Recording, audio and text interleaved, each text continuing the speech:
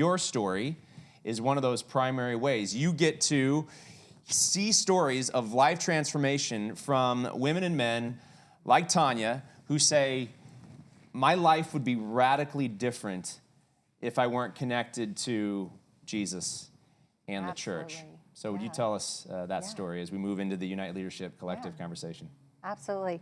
I've shared my story before with different testimonies, and when you have a powerful testimony of how God transforms you, you want to tell everybody. So I have shared it a little bit, but just to kind of give a brief overview, Nathan and I, my husband Nathan, we met in Virginia, married. We were not connected to a church. We didn't get married in a church even. He grew up in a church family, and I didn't really have that influence. It wasn't something that was on our list of to-dos. We had our 3 kids, and when we moved out here, it was actually 10 years this year. We moved out, my little one was Madeline. She was 6 weeks old, and then I had Grayson at 2 years old and Caleb at 4 years old. So I connected very quickly to a MOPS group. Yeah. It's a Christian organization, but I didn't join it because it's a Christian organization at the time. But I knew it was, mothers of preschoolers. Right. It was moms in the same mess that I was in. So when I came out here, didn't know anybody. I connected with them. And within a few years, we were connected. And this is all, looking back, you see God's hand in everything. And I know that he put us in the right place at the right time. And so a few years into being in MOPS, we connected with Christ Greenfield. We actually merged, my group merged with Christ Greenfield. And it was then that the Holy Spirit just moved on my heart. Like, he moved on me so quickly. Like, I want to know who he is. I want to know God. I want to get connected. And then I had somebody in my MOPS group that was a Christ Greenfield member. There was several of them, but one person in particular, she just invited me to come with her, and I went with her. And then Nathan started coming, and within a few short weeks, we were very connected. We started doing the new member class. Awesome. Actually, this month, so February 22nd, 2015, Nathan and I became members of Christ Greenfield, and then all 3 of our kids were baptized on that same day. So, that's amazing. Yeah, it's a very special day, and it's my sister-in-law's birthday. She was a huge Christian influence for us at the beginning, so it's a really special day for us. So once we got connected, very quickly, just we did the new Discover class that Lee taught. And then we joined a few other things too. One of the things that we joined was the Happy Campers with Trey Cox, so camping. We had young kids. We're like, well, we'll do camping. So we were camping, and it was one of these times that we were camping and Trey comes up to me. It was October, and he's like, hey, we're starting this new project, and we think you'd be a good, asset to the team. Would you be interested? And I'd been a stay-at-home mom for years, since Caleb was born. I was staying home for the most part. Honestly, I wasn't sure if I wanted to commit my time like that, right? Okay, so... it's your time. Right. You got limited time. Family, right? Yeah. And I have young kids, and I was like, I don't know. But then, so at this point, because this was a couple of years ago, so at this point, Madeline she's in elementary school now. So now I have all 3 kids in school. And I have a lot more free time, too, during the day. So I was like, whether I just want to stay home, like, what am I going to do with my time? So anyways, I said yes, and I said, let me, explore it with you, and that's what got me connected with the Unite Leadership Collective. Wow. Yeah. That's cool. Yeah. So again, it's all God. I mean, God knew the whole thing, right? It's all God. And I guess a thread through your story is, I love the honesty, like, ooh, I don't know if I have the capacity, the space, but I'll try it. Right. Yeah. I have so many stories of people within our ministry who said, I tried it, and the vast amount of people who just say yes to something continue, because this is our culture, continue to grow and use their gifts, and we will do, our leadership team will do whatever it takes to find your sweet spot. If we try in one area, it doesn't fit, we're going to try something else. There are numerous ways. We got vision coming out of every orifice there, Tania, you know what I'm saying? So there's multiple ways that we can explore using the gifts within the body of Christ. And so you're such a testimony to those ways. So Unite Leadership Collective, been around for about 2 years. It was just before COVID, I think we were just getting off the ground. And so tell folks, give them kind of an overview of what the Unite Leadership Collective is all about. Yeah. In short, it's leadership training. I mean, it is leadership training for congregations. So we offer several different avenues of that type of training, and one of them is cohorts. So with the cohort, we have different congregations coming together, meeting in person. It's a year-long program, and we meet in person several times a year. Then we meet throughout. Every few weeks we meet it online as well. And Accountability call. Right, accountability call. The cool thing about the in-person though is that, so we have these congregations all coming together and we're teaching them this leadership training that's best practice. So the best practices that have been tried and tested and this works, now we're teaching it to you. We're also teaching them in a way where it applies directly to their congregation. So it's not just this idea and then like figure it out. No, we're gonna help them figure it out. And then we have these other congregations that are saying, well, I've done this and it works really well, or I've tried this and it doesn't work and I need help, and other people kind of jump in. So you see this collaboration. Peer-to-peer review, It's peer-to-peer learning. just amazing. Yeah, it's really great. And it's really great seeing the growth of these congregations throughout the year. You know, when they first come with us, sometimes they're a little unsteady. They don't know, what's the next step. But then by the end, they're so on fire and they're just ready to like teach their team how to do all this stuff. So it's really cool. Yeah. One of the biggest complaints of pastors, very general here, is I don't have enough people to do X, to accomplish the vision, right? And so we're able to say, there's a way that you could build an upward draft, but you got to be very intentional. The language has to be very clear. The training has to be very, very clear. So we kind of teach one of the tried and true kind of pathways is a serve, lead, coach, direct. You've seen it if you're at Christ Greenfield, our servant leadership pathway. Serve, lead, coach, direct, campus team, and executive team. Those are our kind of 6 steps. So we let them kind of own it if they want to use different words. We're just telling you, you're going to need people serving, and then you're going to need leaders to oversee teams, and then you're going to need coaches who kind of oversee a number of, and we're receiving training right now from Mac Lake. He does a wonderful job, and so we're just one step ahead as a congregation of churches and we're helping them take the next step. And then hopefully, the big vision is congregations that would learn this type of a way to build, it's really a discipleship culture within your congregation. There can be clarity around that discipleship culture that some churches would say, I would love to set this up in my circuit, in my area, and we could teach them, we could train the trainers to multiply this. Because we only have so much, there's really only room for 4, 5, 6 congregations a year with what we're doing. So looking to work with Pacific Southwest District to possibly find some strategic partners to train in 22 and 23, our next cohort, and then maybe it could multiply scale from there. We'll see what the Lord wants to do. Yeah, and it's difficult too that we launch these year-long cohorts in August. So if somebody is here in February and they're like, I'm struggling, I just found you guys, they have to wait, But not necessarily. We do go out. We do, actually, we offer consultations. So that's why we do the third part is the consultation. So again, a church connects with us and they want to get connected right away. And they've missed the cohort window, we will then meet with them. We do like an interview, a questionnaire that just kind of figure out where their needs are. They usually have a lot of needs, but then we say, well, what's the one need that can turn the wheel the hardest? To get things spinning. The lever. The lever. What lever can we pull? That's Yes, exactly. And then whatever that is, then we go out to them, we give them the consultation, and then ideally we want to get them in a cohort because it really is like where they're going to get the most just hands-on training, most intensive.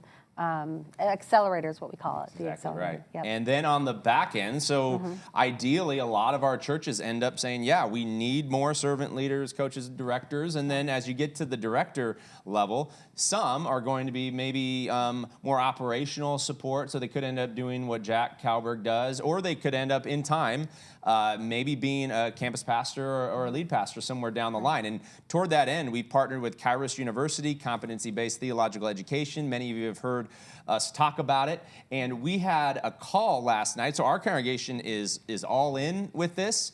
And we're letting other Lutheran churches know you don't have to be stuck saying we have to send our folks, send some of our men to the seminary. There is robustly Lutheran, confessional, mission-minded training that you can get that's hyper-localized, and the kicker, it's very, very inexpensive too. So talk a little bit about the Kairos journey, some of our students.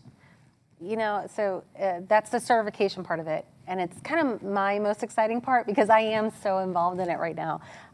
So with certifications, we offer the Shepherd pathway, the Evangelist pathway, and then Executive Director, like what Jack does. Can I share a little bit about my story, like how I got connected? Okay, because it is kind of a crazy story, so I'll share a little bit about that. So during COVID, things were really crazy. It was crazy for everybody. But in my own household, my husband, as a nurse, ended up leaving. He left for several months, honestly. He had to travel throughout the U.S. Doing COVID assignments. The kids are home. I'm not a teacher. I mean, seriously, the teachers out there that teach children, that's a gift. Not all of us have. I don't have. I know I don't have. So thank you for that. Thank you for those teachers. I appreciate them so much. So my kids are home. I'm trying to teach them. Nathan's gone, and it's just a really crazy time. And then I feel just like this impression by the Lord that He wanted me to go back to school. And it was like the worst timing. It really was the worst timing ever. And this is October of last year. So it was 2020, October 2020. And the Lord's like, I want you to go back to school. And I've been out of school for like 20 plus years. I dropped out 3 times. Okay, so I dropped out of college 3 times, and I was just very not prepared to do this, but He pushed on me pretty hard. And I was like, well, let me just look into like my local community college. And this is October, so I was already thinking I've missed the window to start in August.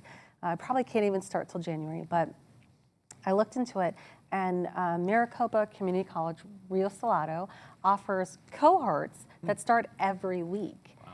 So I could start, this was like a Monday or Tuesday, I'm looking into it, and I could start school next Monday. And I was like, this has to be God. It's undeniable. Another concern as a mostly stay-at-home mom is the cost too. I can't just be spending $1,000. Like, what do? I didn't even really know what I was going to get into, because God kind of gave me a tiny picture of like a step He wanted me to take, and He wouldn't give me the whole picture. That's kind of how He does it. That is how He does it. And I'm a planner. I plan weeks and months in advance. Like, I need to have it on my calendar. And God's like, no, you're just going to do this right now and just trust me and move forward. The other thing with the community college, it was like ridiculously affordable. Like, I could take as many credits as I wanted in a semester for $1,000. And I'm like, that's like unheard of. So I was like, okay, God's made it very clear He wanted me to do this. And originally my plan, and I say my plan because God has His plan, right? And then so we have our plans. So originally my plan was, once I finished my associates, which would only take a couple months, I was going to move to GCU and finish a bachelor's degree there. And then I would going to move to Kairos because they had the master's program, and I would finish the master's there. And so I'm in school, and I have about a month left of the community college, and we have Greg Henson, the president of Kairos, and we're interviewing him. He's a keynote speaker for our accelerator, so this is like May. And during the call, he says something about a bachelor's program, and I didn't know that there was a bachelor's program through Kairos. And so I'm like emailing him as he's talking to the teams. I'm already emailing him like, hey, can we meet and talk about this program? Wow. And so of course we met, and he's like, yeah, we have a bachelor's program. I met with some wise counsel who said maybe I should expand. It's not a bad idea to go into like Christian thought and practice, especially if you want to work with Christians. And you can always major in your counseling or whatever else that God decides to do. So that's what I ended up doing. So instead of going to GCU in August, I started Kairos in August for the bachelor's program. And now I'm looking at finishing in just a few months. So that's so amazing. What's different about Kairos than, say, a credit-based educational experience? Everything. Like, everything is different. And it's crazy. I mean, it really is different everything. Good? Oh my gosh. Sometimes like, different's amazing. bad. Okay, different good. No. Like this is like different good. And it's funny because I would share this with my family, and they're like, is this a real school? I'm like, it really is a real school. That's how, fully accredited. Yeah, it's fully accredited. So it's a competency-based education, competency-based learning, which basically, rather than taking courses to meet your credit hours, they want to just make sure that you've met the competencies, that you can put it into your actual vocation, that you're working with these types of skills. So that's one thing. One of the classes I ended up having to take at Rio Salado. We'll pause right there. Yeah. Oxford University England, they've been using CBE, competency-based education, for centuries now, fully accredited, obviously. So this is just, we added the T, the theology, competency-based theological education. Yeah. So keep going. It's not like it's a run-of-the-mill kind of, Right. you know, This just isn't came. new stuff. It's new in the States and in the theological realm for sure, Yeah. but Oxford's pretty well respected. Yeah, And yeah. so keep going. Well, It's so a real one of thing. the classes that I had to take at Rio Salado was like a geography class. Like I had to learn maps, like how to read elevations. I'm like, I'll never use this. Like this is, so I had to take a credit just to check the box. And a lot of the things That's that frustrating, isn't it? It is frustrating. There was a lot of just checking the box. And I was like, all right, I'll play the game. I'll check the box, you know? So when I started in Kairos, they wanted to know all my prior learning, like even being a stay-at-home mom and running the budget and managing family planning and organizational skills you learn from that qualified as meeting Shows competency. progress toward Yes. your outcomes. Yes, yes. So it was really surprising to see how quickly I could go through. You know, I'm in my 40s, so I have some life experience. You know, I've did a lot of volunteering work, and even just some of my other certifications like Catalyst. So we did the Catalyst too through Christ Greenfield, and that qualified as some of my. So that's another thing. And then I think the third thing, or maybe this is the second thing, is the cost. Like it was just ridiculously inexpensive. How much is it? It's $300 a month. 300. Yeah, and it's like a Netflix program. That's how they describe it. Netflix for education. So you $300 a month. You can take as many courses or credits that you'd like to meet your competencies. Yeah. So it's amazing. So for those who don't, thanks for sharing your Yeah. story. Fantastic. We've been working with a group called the Luther House of Studies, and they have a curriculum map which says, yes, there are, on the platform of Kairos, there are some Lutheran, like a Lutheran Reformation class, or maybe a Lutheran liturgy or preaching class. There's a number of these classes taught by professors. And then you show outcome maybe through a class.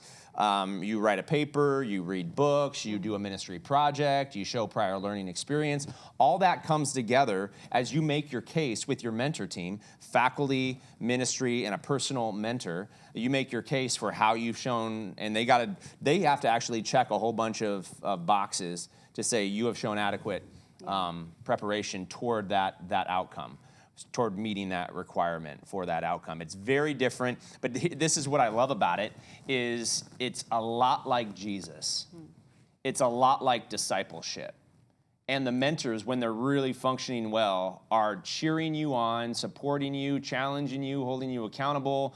And then look at Kairos as more of like a platform rather than an institution. And so a number of different denominations are using it as a platform, putting their theological kind of stamp, their requirements on that platform. And we, as a congregation within the Lutheran Church Missouri Synod, are striving to do the exact same with the Luther House of Studies. They've given us the curriculum map, and some of us are looking at it and making some recommendations, some tweaks to that curriculum map. It's very, very grassroots. It's very, very new, but you were on a call just last night, and how many students just at Christ Greenfield do we have? We had, I think it was 6 or 7 of us. Yeah. And there was a few that couldn't be on the call, so we recorded I think, it. 8, 9, I think. A couple are just starting the program right now. And again, if you've gone through Christ Greenfield Serve Lead Coach Direct and you're like, wow, I got some dreams and I'd like to be theologically rounded out in a very, very highly contextual way, Kairos could be for you. So thanks for, last question, big dreams for the ULC. Look out 5, 10 years, what do you see?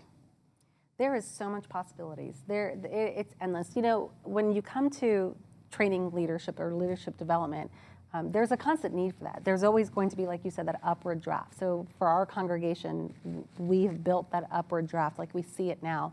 My dream for the ULC is that, like you said, we have other congregations that we teach them how to also duplicate this. There's only so many people right now in the ULC. There's a lot of work. The harvest is plenty. Like there's a lot of work and there's not many workers. So I would love to just see this across the board, like other denominations, other congregations also doing the same thing like we're doing, teaching.